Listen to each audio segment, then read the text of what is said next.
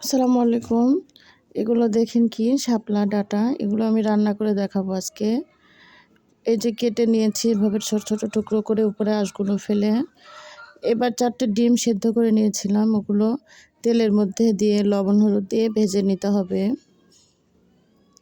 এরপরে পেঁয়াজ দিয়েছি 4-5টা কুচি করে।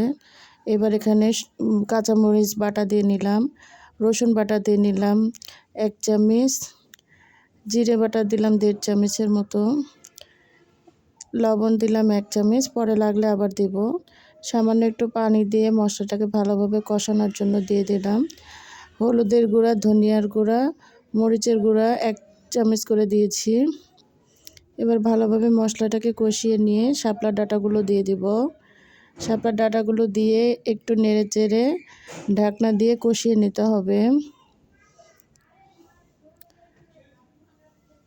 এটা থেকে যথেষ্ট পরিমাণ পানি বের হয়, এর জন্য আলাদা পানি দেওয়ার প্রয়োজন নেই। এই যে অনেক পানি বের হয়েছে দেখুন। এবার একটু নেড়েচেড়ে কষিয়ে নিয়ে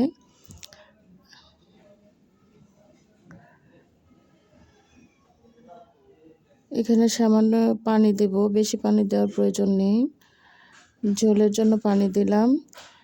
এবার ঝোলটা ভালোভাবে ফুটেছে, ডিমগুলো দিয়ে নিলাম এবং আগে থেকে আমি পেঁয়াজ এবং জিরে ভেজে রেখেছিলাম সেটা বেটে দিয়ে দিলাম। এটা দিলে তরকারি আলাদা একটা টেস্ট আসে। আপনারা একবার তৈরি করে খেয়ে দেখবেন, তরকারিটি খেতে অনেক ভালো লাগে।